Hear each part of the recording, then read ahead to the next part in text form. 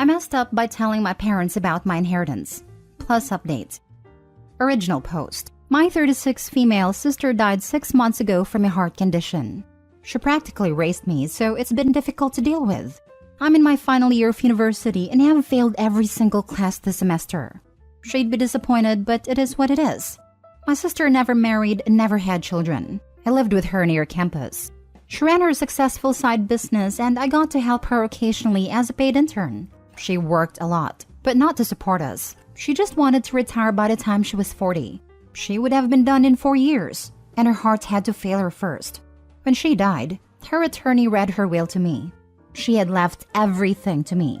She had a generous amount of money put away for her retirement and side accounts for various activities for her retirement.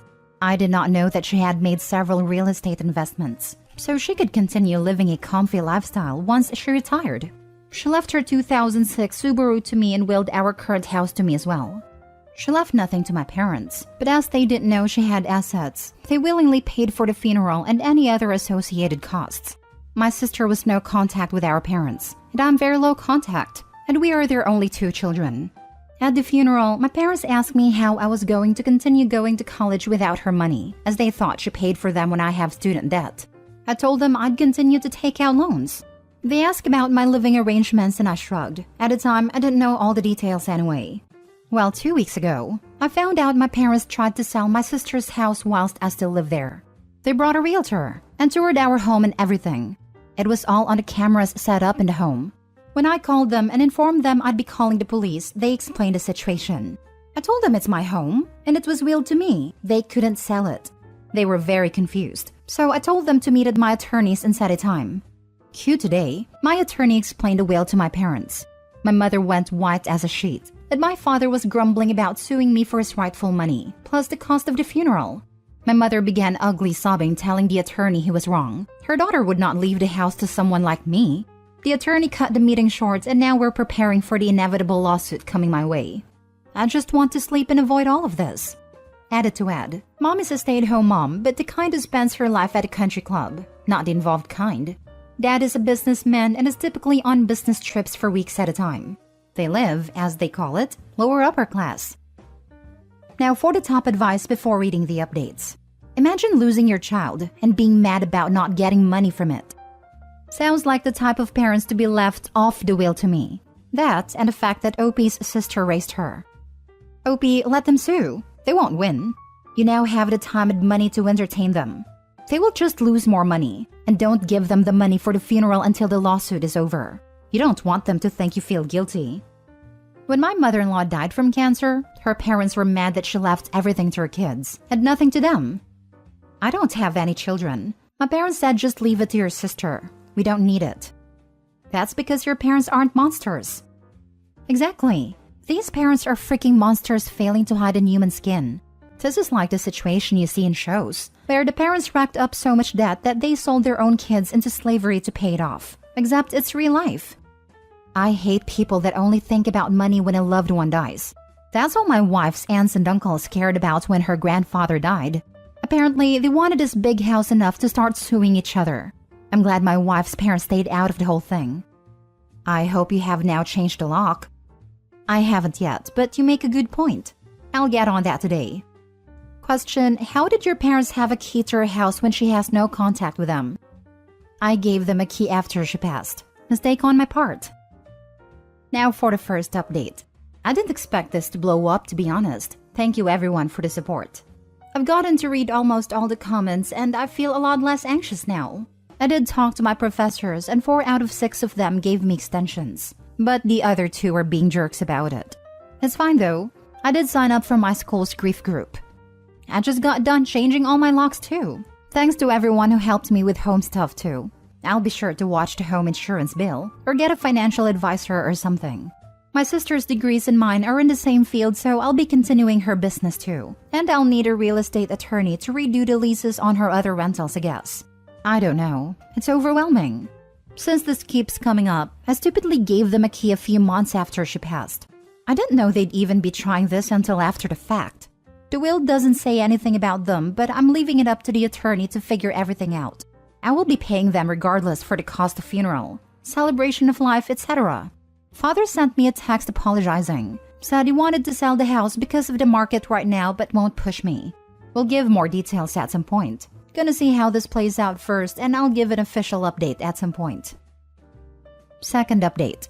My father stated he will not challenge the will but warned us mother is still going to try. He said to my attorney, not me, that despite his efforts to convince her, she's saying mental health issues will prevent OP from doing what needs to be done. My sister's best friend Amy was looped in since mother would be challenging the will, which she is a part of. She's been amazing, and I'm very happy she's around. She used to live with my sister and I, but left when she died. Not because I wanted her to. She said it was hard being in our home, but she decided to come back after all of this. I told my attorney since my sister had money set aside for a funeral anyway, I should offer to at minimum pay them back. They, Amy and attorney, both agreed it'd be a good idea so my parents won't have a leg to stand on in court. Attorney has another meeting scheduled with my father on Friday/Monday, depending on his availability. Things are going fast, and I didn't expect them to go this fast. It's like my head is spinning. As for school, had a meeting with the dean and my academic advisor. Finals are next week, so they thankfully moved it up. I explained the situation to them and they were apologetic and let me know they'd talk to my teachers. The dean got back to me today and said the teachers weren't willing to compromise and ultimately it was up to them. He suggested I get the withdrawal for the classes so I'll drop those classes. I'm taking a semester break too, as a lot of you suggested. Oh, and for the Reddit user who said to offer free housing for the first year as a scholarship, Amy thought it would be a great way to honor my sister. Not sure the process for that, but Amy said she'd help me figure it out once I'm out of school. I'm happy Amy's back at home. Doesn't feel quite as empty as it did before. I'll update again if there's any other developments. But for now, I'm gonna log out and let my attorney handle this. Thank you everyone for the advice.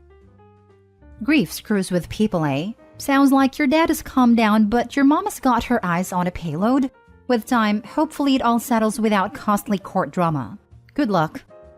Someone recommended reading stuff on r/justknowmother-in-law, and a lot of the stories have behavior that my mother exhibits, so it wouldn't shock me if she was one of those. I'm still being wary of Dad because he is a businessman and this could be another trick. But for now, it is what it is. He might have only gone along with it in the beginning to keep peace with your mom. Or he may be playing the good cop. It's odd that he still tried to convince her to sell the house because of the market.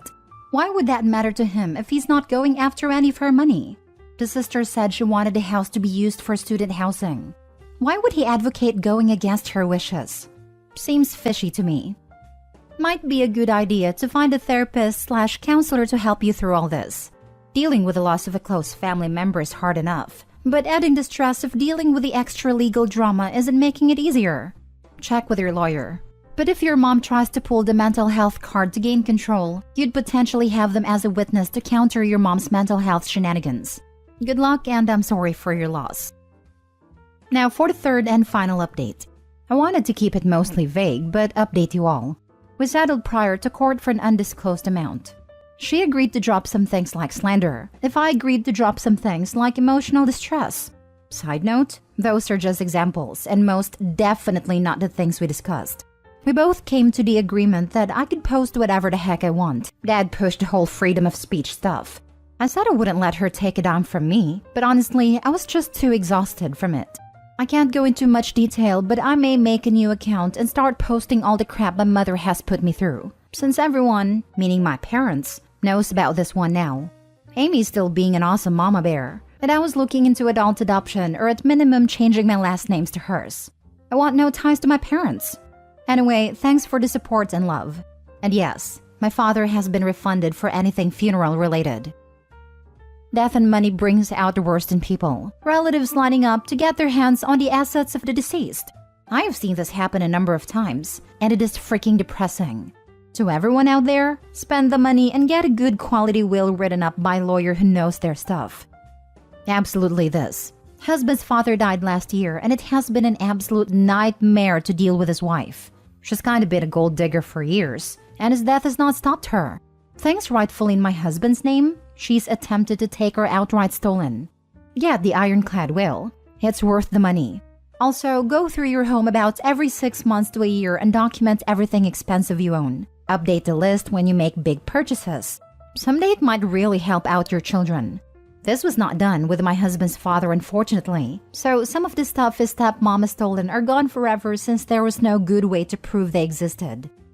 Jesus, this is my sister right now. She's trying to keep me out of everything. Retirement fund? Sorry, but I'm listed as a beneficiary.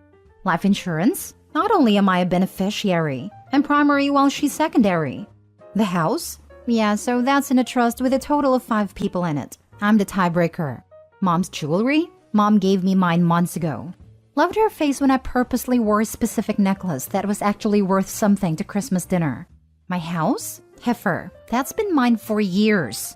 No, we won't be selling it so that we can split the proceeds, because your butt has 6 figures in student loan debt, a shopping addiction, and an inability to live within means. It's my freaking house. I live here. Mom's bank accounts? She messed up there and used Mom's debit in front of our dad, and he financially cut her off. Her excuse? I'm power of attorney. Yeah, so that ended when Mom died. She's an attorney, by the way. I'm watching this crap show like, well, this is gross. I'm keeping receipts literally and biding my time. Probate has a 6-month backlog in our area, and I'm not willing to tip my hand until there's no chance for her to cover her butt. I have my own attorney. Hope that the hot tub and Disney vacation were worth it. Now that she gave her loser mother some money, there's no way that mother would stop. She'll be a parasite looking for OP to torment and get money from still. Since they settled before court, there's probably a paper trail and conditions written down by a lawyer, just in case she tries to go and sue later. She must have a terrible lawyer, cause I see nothing that would make a judge invalidate any part of this will. You can leave your possessions to whoever you damn well please. Last story. Update. Am I the a-hole for telling my brother why I don't talk with our father? Original post. I, 32 male, have not a good relationship with my dad. The reason being the pressure he put me on. If I had anything less than a 90 over 100, he would be disappointed with me and tell me I was a failure and I would never be anyone in life. I still remember he and my mom, 59 female, fighting. She always defended me saying I was doing my best, but he would always scream that my best wasn't enough. When I was 12, I got 83 out of 100 in a math test and I freaked out. I remember coming home crying. Thankfully, my dad was at work, and I begged my mom to not tell my dad. I guess seeing a 12-year-old boy freaking out over a grade that even teacher thought was grade was enough, Mom divorced my dad. I believe that was the moment he understood he screwed up and tried to apologize. My mom always wanted me to have a good relationship with my dad, and I would stay with him 1 weekend a month. At 16, he had my brother with my stepmom, and I had to watch the same man call me a failure be the best dad to my brother. Then at 18, I cut my dad and his family off, with the exception of my grandparents and my uncle. 1 year ago, my grandfather passed away, and at his funeral I saw my dad and his family. My dad briefly looked at me and then turned his head down in shame. My uncle came up to me. He said he understood if I did not want to talk to my dad but asked if I would talk with my brother. I said yes, and I met with him outside. We had a great conversation, and in the last year, he has met my wife and children, and we have a good relationship. A few days ago, my brother asked why I don't talk to our dad. I told him what I wrote here and more. In the end, I told him our dad wasn't good to me, but that did not mean he should stop talking to him as well. Yesterday, my uncle called me and said my brother and my father fought because of what I shared with my brother. Now for the top comments before reading the update. Childhood trauma is very hard to move past because it happens in our formative years. I know this from personal experience. You weren't trying to cause problems, just explain why you do what you do. I had the same kind of talk with my brothers about 20 years ago, not the a-hole. That's the worst bit, isn't it? That your real memories and experiences are seen as dredging up the past and causing drama. As if survivors can simply make everyone else comfortable if we'd stop talking about how much pain we're still in years later. Not the a-hole, clearly. That method of thinking makes me shake with fury. It's like people saying that the life of the person who did harm shouldn't be ruined over a mistake. It takes zero account of how the victim will forever carry that trauma. That even after decades of therapy, it can still peek out and mess things up. My favorite line was, keeping the peace. Whose peace? Sure as heck wasn't mine.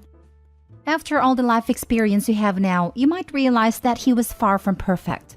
And that when his wife divorced him for treating you badly, he finally took stock of who he was. And because he lost you and his wife due to immature, unreasonable behavior, he changed his ways.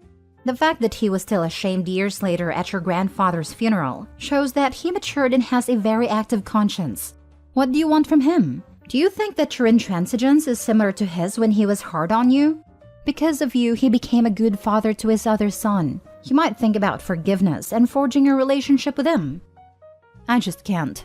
I was in therapy for 10 years, and every time I was with him, I was nervous he would scream at me. I am way better now mentally now that I've cut him off. I am happy he was able to be a good dad to my brother. I just can't be with him.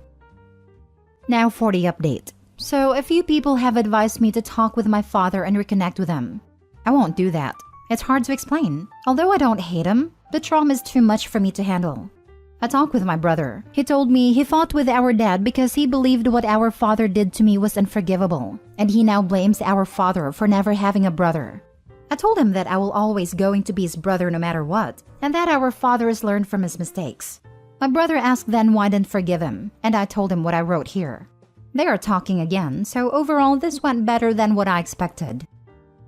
Thank you for the update. Generous of you to acknowledge your father has learned. I can only imagine how bad a trauma must still be. Yes, great update. I get not wanting to reconnect with your father and support your decision to separate yourself. You are being very generous by encouraging your brother to maintain and enjoy his relationship with dad. I can't imagine how hard it must be for you to sit on the sidelines and watch him be the father he should have been to you.